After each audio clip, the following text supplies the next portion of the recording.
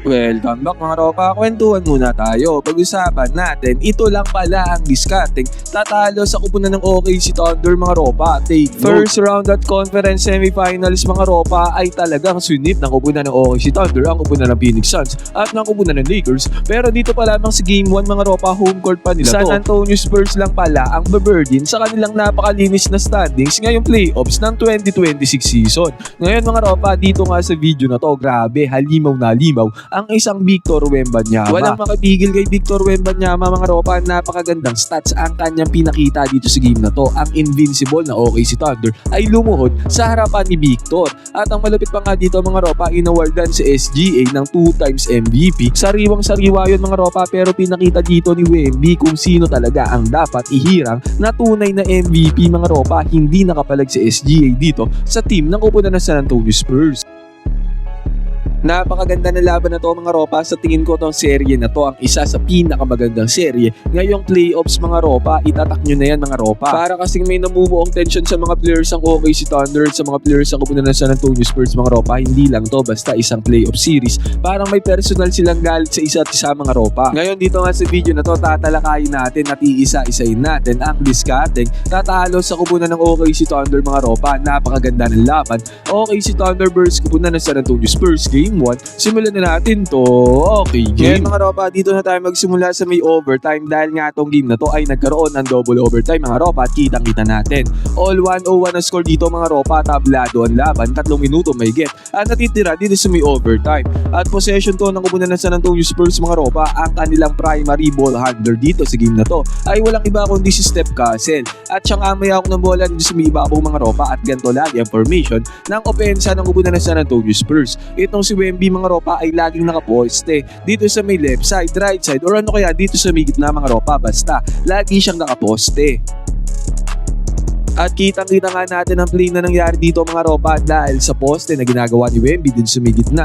Nakuha niya dito yung dalawang defenders ng kupunan ng OKC Thunder. Umatake din si Steph Curry mga ropa. Napakagandang closeout ang ginawa dito ni SGA. Yun nga lang, maganda yan nung humarang, pero hindi naman sumabay mga ropa, kaya dinakdakan siya dito ni Stephon Curry. Napaka-vicious slam dunk ang ginawa dito ni Steph Curry. Basket is good. At eto naman mga ropa, possession dito ng kupunan ng OKC Thunder. Syempre MVP 2 times back-to-back mga ropa. SGA ang nagmando ng bola dito. Pero dito nahirapan si SGA mga ropa sa sobrang gandang depensa na binigay sa kanya ng San Antonio Spurs. Kitang-kita nga natin mga ropa, sobrang sikip ng dinaanan dyan SGA at halos pilit na tira na 100 shot ang kanya pinakawalan. At nagmindes yan mga ropa, kitang-kita natin. Take note dito sa game na to mga ropa, tumataginting na 24 points ang ginawa dito ni SGA mga ropa. Marahil mataas yun, pero tumataginting na 7 out of 23 shots sa may field. Sobrang baba niyan mga ropa.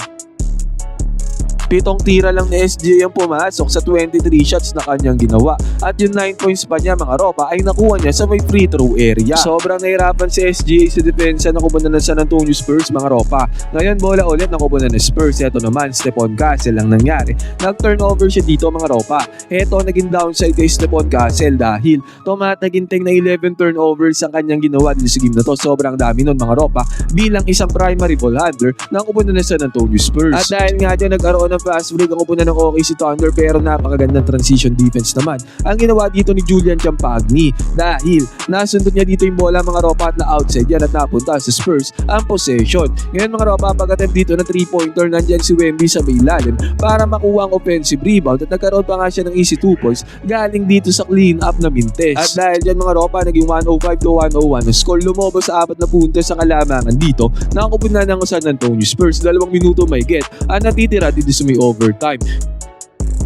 At again mga ropa, heto ulit, possession ulit dito ng kupunan ng OKC Thunder. Heto naman talaga yung favorite nilang play, pag-atake dito, kick and drive sa may 3-point area na ginawa nga dito ni SGA. Papunta dito kay Alex Caruso mga ropa at nagkaroon ng open 3-pointer dito si Caruso. Basket is good yan mga ropa, napakagandang performance ang ginawa ni Alex Caruso. Siya ang nagbuhat para sa kupunan ng OKC Thunder dito sa game na to. At eto kay binabanggit ko kanina mga ropa na kung saan matakaw talaga sa turnovers itong si Steph Curry. Dito sa game na to mga ropa, another turnover ang kanyang kinumit. At ang masaklap nga dito mga ropa, nagkaroon ng fast break points dito ang kupunan ng OKC Thunder. Slam dunk dito ni Jalen Williams mga ropa, dahil nga dyan sa isang iglap napangawakan ng Thunder ang kalamangan. 106 to 105 ang mayroon dito sa crucial moment ng overtime.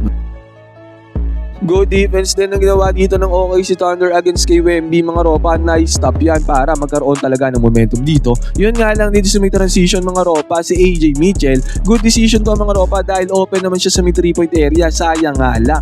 Mintes ang tirada dito ni AJ Mitchell. At dahil dyan mga ropa napunta ulit sa San Antonio Spurs ang possession. Sa possession dito na San Antonio Spurs mga ropa, another one. Another good defense ulit ang ginawa dito ng kupunan ng OKC Thunder. At grabe yung ginawa dito ni Alex Caruso kay Wemby mga ropa. Nautakan niya si Wemby dito. Grabe nga sila at effort ang ginawa dyan ni Alex Caruso para makuha ulit nila yung possession. At eto na nga mga ropa, SGA na nagmando ng bola at dire-diretso siya papunta doon sa may ring. Walang nakaawat dito kay SGA. Slam dunk ang kanyang ginawa. At dahil dyan mga ropa, lumobo na sa 3 puntos ang kalamangan dito na ang kupunan ng OKC Thunder. At hindi nakapag-convert ng kanyang 3-pointer dito si Champagny mga ropa at dahil dyan bumalik sa OKC Thunder ang possession nang may 3 puntos silang kalamangan. Wala nang 1 minuto natitira sa may game. Jalen Williams mga ropa tumirada ng kanyang perimeter jumper nagmintes. At ito yung napakalupit na ginawa ni Wemby mga ropa dito sa may transition. Walang kaabog-abog. 3-pointer logo 3-pointer mga ropa pumasok para kay Victor Wembanyama. Basket is good. At naitabla dito ni Wemby ang score mga ropa kontra sa kupunan ng OKC Thunder. Grabe ang tirada niya ni Wemby mga ropa sa may 3-point area. Sobrang layo niyan. At sobrang clutch din yan mga ropa para sa gipit ng kupunan ng San Antonio Spurs dito sa crucial moment ng overtime. Segundo na lang natitira sa may game mga ropa. Nagkaroon ng drive and kick play dito si SGA papunta kay Jalen Williams. Yun nga lang sayang. Mintes ang tirada dito netong si Jalen Williams. Ngayon mga ropa nagkaroon pa ng tirang oras dyan ng kupunan ng San Antonio Spurs para sa buzzer beater. Ang overtime na to mga ropa pero yun nga lang good defense. Ang ginawa dyan ni Alex Caruso natapos ang overtime sa score na tablado mga ropa kaya nagkaroon ng second overtime.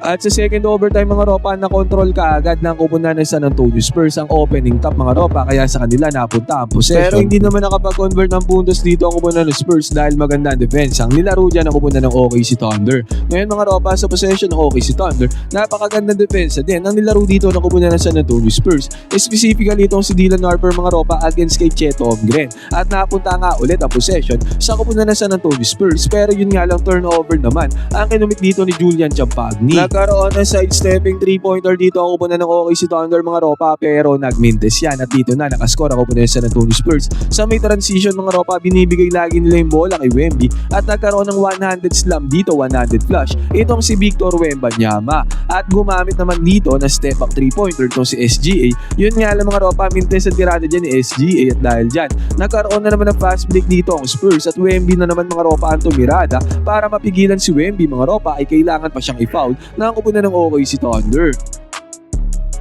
Nakascore nga ng 2 free throws dito itong si Victor Wembanyama mga ropa at dahil dyan naging 4 na puntos sa kalamangan ng kupunan ng Spurs dito sa may double overtime. Pero ayaw talaga sumuko ng kupunan ng OKC Thunder mga ropa. Si Cason Wallace ay nakabingwit ng kanyang 3-pointer mga ropa. Basket is good. At grabe naman yung Dylan Harper mga ropa. Dire-diretso siya papunta doon sa miring. Walang nakapigil dito kay Dylan Harper. Na-foul pa nga siya dyan dito ni SGA. Pumasok na ang tirada may kasama pang foul. At naipasok pa nga dito ni Dylan Harper yung bonus free throw. At dahil dyan, bumalik sa 4 na puntos sa kalamangan dito ng kupunan ng San Antonio Spurs. At mas maganda pa nga dito mga ropa ng pinasa ni SGA yung bola na deflect yan ni Dylan Harper kaya nagkaroon pa nga ng crucial stop dito ang kupunan ng San Antonio Spurs. Isa rin talaga sa major factor mga ropa si Dylan Harper, napakagandang performance ang ginawa dito sa game na to. At dito nga sa possession mga ropa akala ko makakapag-convert na naman ng back-to-back points dito ito si Dylan Harper. Sayang nga lang hindi na pumasok ang kanyang tirada pero still 4 na puntos pa rin ang kalamangan ng kupunan ng San Antonio Spurs.